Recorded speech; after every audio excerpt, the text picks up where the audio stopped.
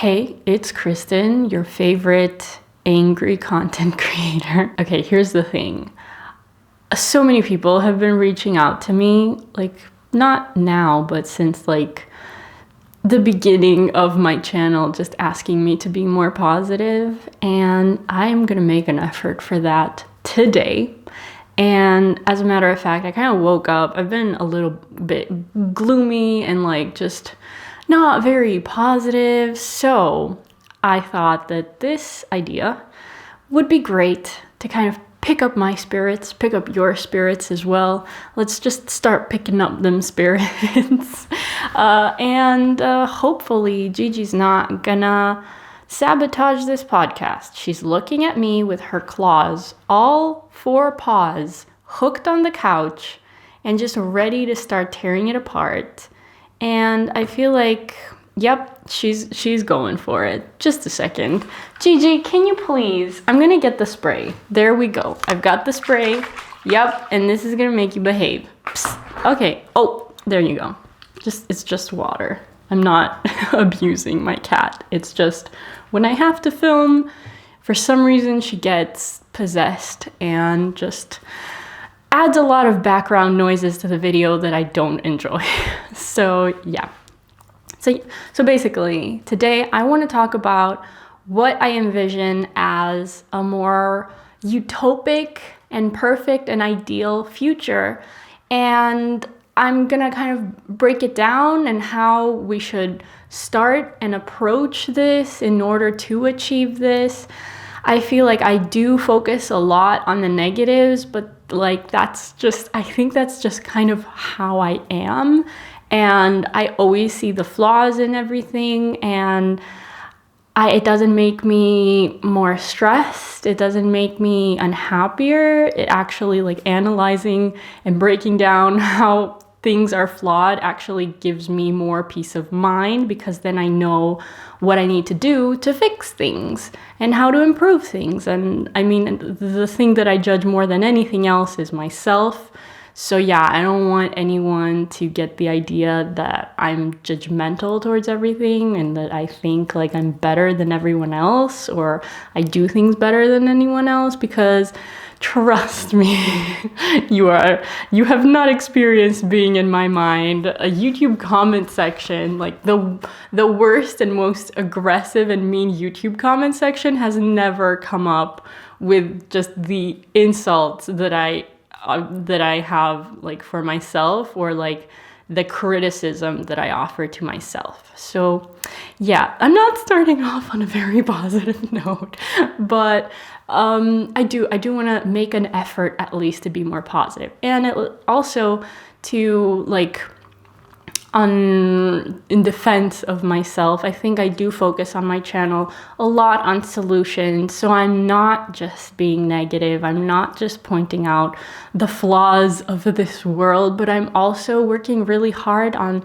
giving you solutions and, you know, just talking about solutions that we can come up with in regards to all the topics that I discuss on my channel. So yeah, but this is going to be great. I've already been thinking about different ideas and how an ideal future would look like. And I want to also know in the comments, if you're watching on YouTube, to let me know what you would picture as a more ideal future as well, because I don't think anyone probably has the exact same opinion about what a utopic world would look like. First off, I think if we're gonna make the world, if we were gonna picture a better world, we need to think like, in which ways is this world better? Like, for some people, a better world is a world where everyone's rich. For other people, a better world is a world where you can eat unlimited calories and not gain weight. You know, it's very different versions for every person. So for me, an ideal world would be a world where people are happier and healthier, and not just humans. Every living creature gets to thrive and gets equal opportunities to enjoy the world around them. So that's kind of the way I envision it. It's not about money. It's not about like being able to indulge in every single pleasure the world has to offer. It's about kind of more of an introduction of a philosophy on life that more people have access to, and an education on how to enjoy life without having to buy things and without having to harm yourself and that kind of stuff. So that's the kind of world that I see as a utopic world, a world where we're all happy, but not like in like a indulgent way, like doing drugs, or like, ooh, these are not ad-friendly words. So to start with, how do we create a happier society and a healthier society, and a society that is not acting in a sociopathic way, but instead of a society that cares about others and enjoys cooperating in order to build each other up instead of tearing each other down, and a society that cares about the environment and animals and just living creatures in general. So the way I thought about it is that for starters, you would have to change the educational system, because at this point, the educational system puts a lot of emphasis on building brains and building people that are knowledgeable about things, but people that don't have a lot of critical thought. The educational system, at least the one that I experienced here in Greece, because I can't speak on behalf of all educational systems worldwide, obviously, but the one here in Greece is very focused on academics, on making, the ideal of the Greek educational system is to make people become engineers, lawyers, teachers, doctors, like that kind of thing. And it's not really focused on raising and helping educate people to become kinder and more eager to collaborate and work with others and help their communities. Yeah, I would imagine a reform in the educational system that would include things like a psychology class, where from a very young age, children get to learn how to express their emotions, how to communicate with others, how to get points across without arguing, and how to learn how to care more about others and not just focus exclusively on themselves. And I also think that it would be very interesting if parents were also included in these classes, that there were like after school classes where parents get to go to school and actually get kind of taught by a psychologist or like some certain type of professional how to raise their children, how to communicate with their children, in order to have more people in our community that are more aware of the type of people that they're raising. So I think like that way you kind of in a way restrict the number of families that exist that are toxic, because I think that's something that is just so prevalent these days, just families that are just, the family dynamic is not very healthy. There's a lot of abuse happening from the side of the parents because they don't know how to raise their children properly. And then the children end up growing up and being pretty messed up and then having their own kids and repeating this vicious cycle of just toxicity in the family. And yeah, I think that would be very interesting. I was watching yesterday a video about Dolly Parton, and she's, I never really, I knew a few of her songs. This is so irrelevant, but you'll see how it ties in. So it turns out Dolly Parton is, she grew up very poor, and you can see that in the lyrics of her songs.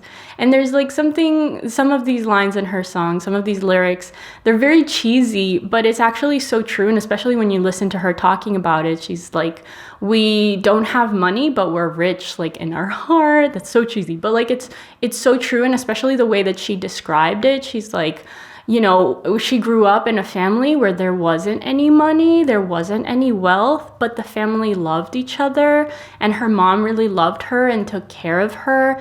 And that is what made Dolly feel rich. And that is so interesting because in today's society, especially with capitalism, families are so focused on money, on expenses, on material goods. And I know that, like, this is from my personal experience. As a child, you always feel like you're either a financial burden to your parents, and you kind of feel like your value is measured on how many numbers you can bring in. Like at first it's the grades that you bring in, and then it's the money that you make or the money that your parents are spending on you. And you kind of always feel like you're measured in cash. And that can really that doesn't really raise the type of people that are gonna go out into the world and make it better. And it's really hard to get out of that cycle of just feeling like your value is equivalent to money instead of your value being equivalent to how happy am I? What am I doing to help other people around me? And that kind of thing. So obviously, I haven't talked about money yet, but that is, of course, very important. Another reference that I have is the movie Parasite. It recently came out. I think it's a Korean film. And one of like a very iconic line in that movie is that rich people have the luxury of being nice. Being nice isn't something that you just get to be. It's something that you have the luxury to be. And that line just stuck with me so much because if you think about it, being nice truly is a luxury. You need to have the financial ability to not only care about yourself, but to actually be able to care about everyone else. And it's something that helped me recognize also that, like, I have the privilege to be able to care about the planet and the privilege to care about animals and other people. And if you're struggling just to get by and to survive day by day, you don't have that luxury to really sit down and care about anyone other than yourself. So definitely another very important thing is the eradication of poverty.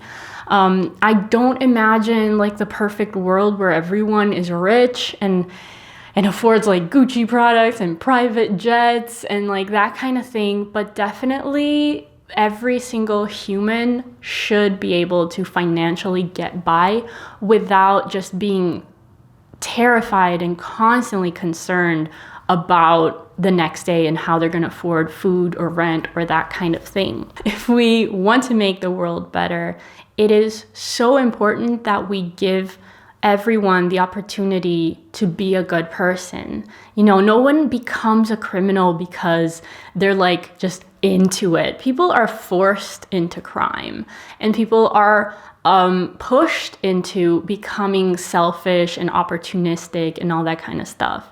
And then there's the other side of the coin, obviously, where there's people that have everything and they are still jerks and opportunistic and greedy and all that kind of stuff. And, you know, I think there needs to be focus on tackling both of these sides. I think another problem, something that I've seen especially in the US, is that because of drug illegalization, a lot of families are being torn apart because their parents are getting locked up in prison. And obviously that is having a huge negative effect on the family dynamic.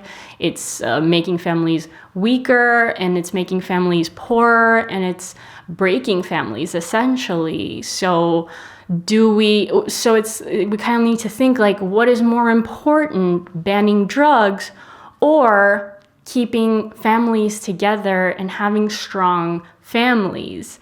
Obviously, to me, what is much more important is for families to be together, families to be better off financially and all that stuff. When you lock up a parent in prison, you're completely stopping that from happening. So I personally think that a huge step into making the world better would be legalization of drugs, not putting people in jail for the possession of drugs, and also not putting people in jail for the distribution and production of drugs. And also, most importantly, by legalizing this stuff, we're also making it more okay for these people to get help, which is the most important thing. And by making something illegal, we're not helping anyone, and we're not preventing people that are gonna get drugs, you know, to get them. So this has been a very long discussion about drugs, but I think it's something that affects a lot of people in a lot of families. So yeah, I think if people have more access to help, that's way more important than taking people and calling them criminals and locking them up for years and taking them away from their families. Like, that seems to me like just such a psychotic way of dealing with this problem. I just wanted to let you know these videos, as you can tell and as you have heard or seen, have all been unsponsored so far. I'm trying to keep it that way, not saying that not saying that I'm never gonna do sponsorships if brands are up to my standards, but just for now, I'm trying to keep it as ad-free as possible. So if you do want more videos like that, you can consider supporting me on my Patreon, or you can shop from my Etsy store or my Depop shop, where I sell vintage or secondhand clothing. And yeah, that's it. Let's go back into the discussion about the utopian future of my personal imaginations. And then again, back to the educational system, I think that I would like to see a lot more emphasis on the arts and a lot less emphasis on grades, perhaps like for the first 6 years, maybe not even grading children. I don't get what the purpose was, because those grades don't really play any part in you getting a job in the future. They don't, like, grades for the first 6 years of like going to school are so meaningless, and it just teaches you to compare yourself to your other classmates. It teaches you to just value yourself based on a number, and all that is not very healthy thinking, which I think should be removed, especially from little humans that are just now introduced to this world, and they're immediately put in an environment where they're compared with all their fellow classmates and that kind of thing, and that doesn't seem healthy to me. So yeah, what other thing would be interesting at school? I think a huge emphasis at school should be put on raising adults that are capable of surviving in the outside world. I feel like, for me at least, it was the educational system was kind of, at least the first 6 years were okay, and we're all learning like basic stuff like math and writing. Obviously, geography, all that stuff is like basic things that everyone does need to learn. But in addition to that, I think the next 6 years of school should be a lot more emphasis put on not producing people that are experts in math and experts in like ancient Greek, which is something that we had, or experts in literature, but instead the next 6 years should be much more focused on giving these people the ability to survive in the outside world, and giving them multiple different things that could be useful, but also giving these people the ability to choose what they want to learn. Because, you know, you could have a class, for example, on how to grow your own food, which is incredibly useful, even though we've distanced ourselves dramatically from nature. I think that would be a fantastic class to teach and get these students more in contact with nature, more able to understand the labor that goes into producing our food and the value of it. And also, like, if someone knows that like I'm not interested in this, they get to choose another class. Like, not having classes that you're forced to take, but instead having classes that you get to choose to take based on the things that you're interested in. I just think that school is so important, and it kind of saddens me that the experience that I had at school was incredibly negative, because I wasn't given the ability to choose to learn what I was interested in, but instead I was forced to learn a lot of things that I wasn't interested in at all. And like the moment that I would give my final test on all that stuff, everything would get erased from my brain. So like the last 6 years of me going to school, I don't remember a single thing from any of these classes. Because none of those things applied to what I was interested in. And I was always like a kid that was interested in artistic stuff, photography, filming, film, drawing, writing, anything that was creative, like dancing, singing, all of it. Like that was the only thing that I was ever interested in. And this is what I ended up doing in my life, like professionally. But school never gave me any of those skills. It was all things that I had to go out and learn on my own. And interacting with other humans and, you know, being kinder and more caring, that's all stuff that I didn't get from my parents. I didn't get that from school. And it's all like a lot of stuff that I had to learn on my own. And, you know, I had the time and the luxury to do that, but a lot of people don't get that opportunity. So yeah, that's a few of the things that I think would build a better world. I think the educational system is definitely... I think it's so important. Another thing that I think would help is nutritional education is also very important, like cooking classes, learning where food comes from, and learning a lot more about how and the impacts of like a healthy versus an unhealthy junk food diet on your health. Like that's not stuff that we really got to learn in a practical way. Like every class that I'm suggesting is like actual practical classes that are a lot more interactive and not just classes where you sit down and listen to someone talking to you, which is kind of what's happening right now.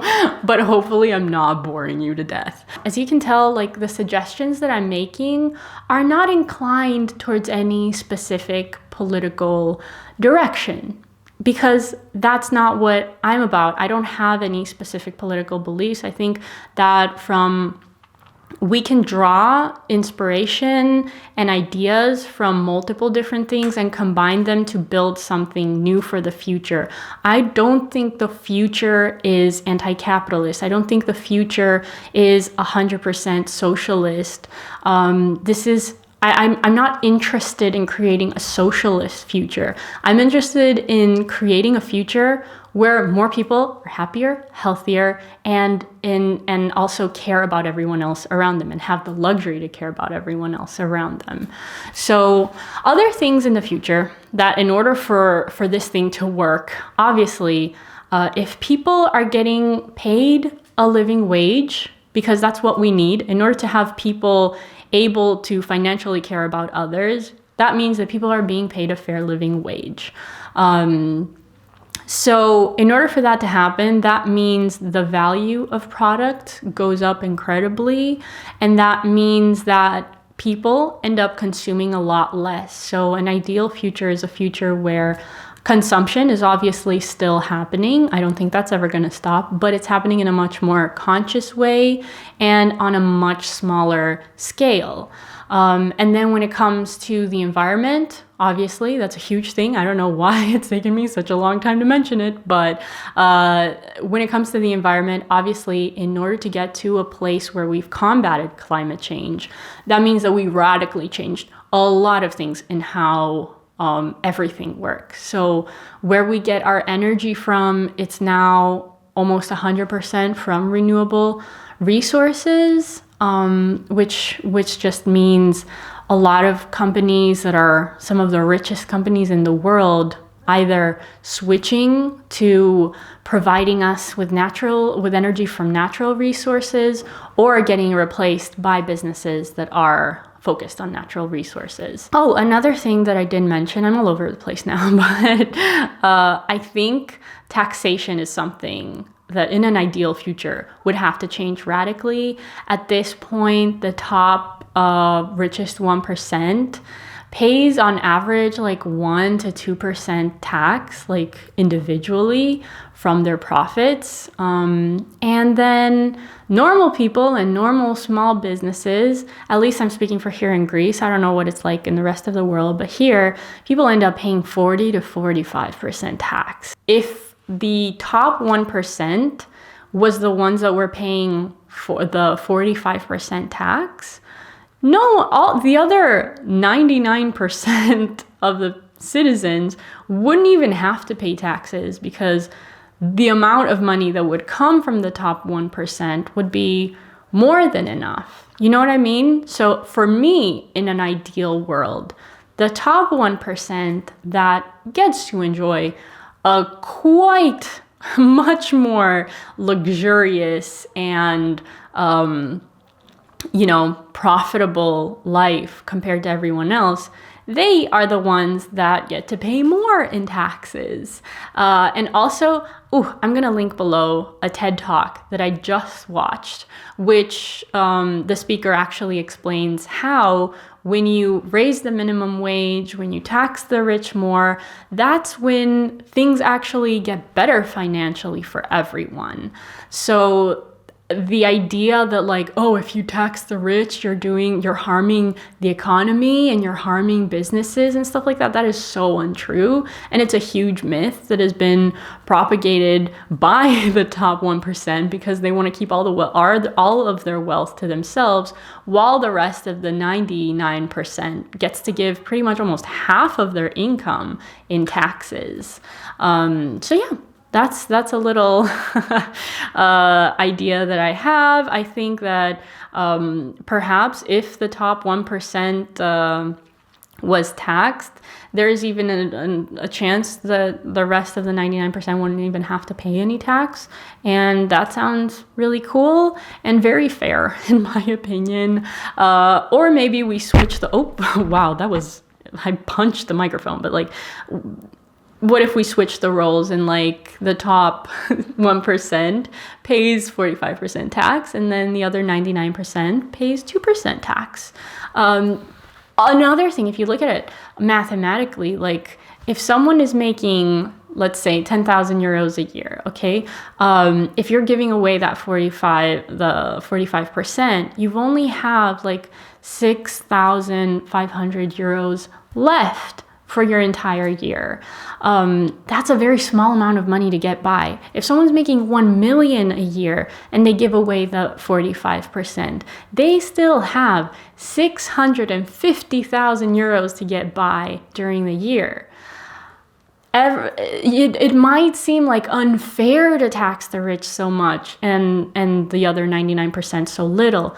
But when you look at how much money is left for each individual person, the rich still have a huge amount of money, so much more left for them to enjoy during the year compared to the other 99%. So it's not that unfair if you think about it. Obviously, when it comes to animal rights, I would hope that in an ideal future, animals are recognized as individuals and as persons, and they are no longer treated as property. Just like in the past, it was okay for women, children, and people of color to be treated as property. I think that the next step is to actually recognize that animals are not property either, and they're allowed to live their lives free of our control and of our cages and of the way that we torture them. So in an ideal world, for those that do want meat, I think lab-grown meat is soon going to be something that is possible and affordable. So for people that do want to continue eating it, they'll have the option to do that without the cruelty.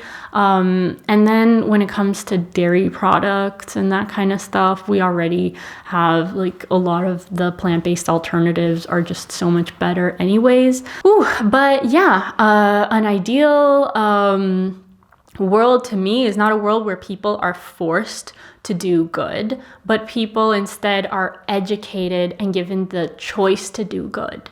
So that's why I think the emphasis should be so much more on the educational system. And also like I think psychology is so important. So also helping families and parents and children grow into being people that are capable of making the right choice. I think that I have just barely touched just the surface of this. There is just, I think I covered some things in how we consume, how we eat, how we're educated on the criminal system. I could talk a little bit more on the criminal justice system, and because I do think that if you are putting a lot more emphasis on, first off, giving people the luxury of being kind and also educating them on how to be kind and be good people, I don't think that there is really that much need for. I just think it's way more important to take precautions on something instead of punishing people. I think I've covered so much, but I could keep going for eternity at this point. And I know when I'm going to be editing this video, I'm going to be so disappointed about not mentioning a lot of different things. But that's it for now. And I hope you enjoyed watching this video. And if you want more positive content like this, make sure to let me know in the comments and to like, subscribe, and also share this video with anyone else that you know that enjoys listening to people talk for an extensive period of time, painfully slowly, and occasionally rambling and making no sense.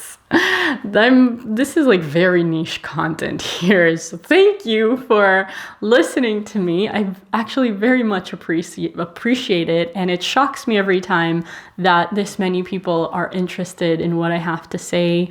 I'm not sure I understand why, but I'm just gonna go with it. Yeah, so thank you so much, and thank you to my patrons as well, and I'll see you guys soon. Bye!